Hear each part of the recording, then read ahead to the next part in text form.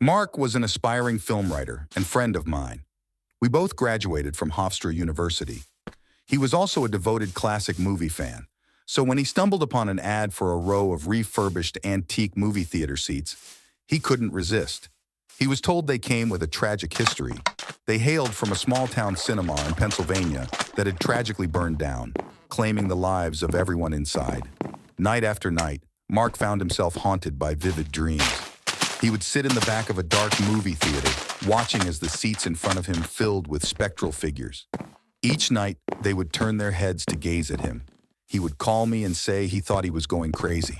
Fearing sleep and the nightmares it brought, Mark's obsession kept growing and growing.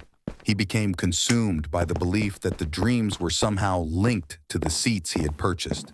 Desperate for answers, he resolved to uncover the history behind them. He told me he had to find out more information from the antique shop owner, see if other people had owned these seats, and if they had a similar experience. But his fatigue had to have been overwhelming, and he fell asleep at the wheel, crashing his beloved car into a tree.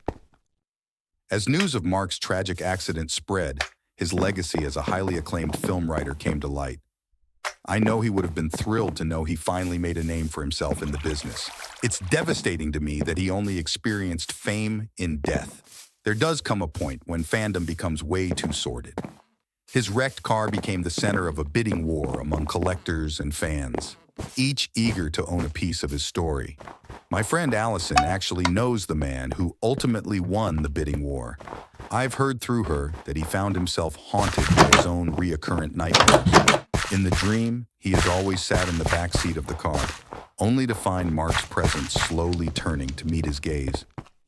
It makes me think about stories I've heard in the past, like the people haunted with bad luck after purchasing things related to other people's misfortunes.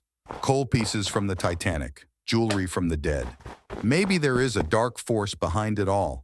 Spirits that are sickened and angered at the fact we purchase these items knowing that they only came into our hands because of their suffering and untimely deaths.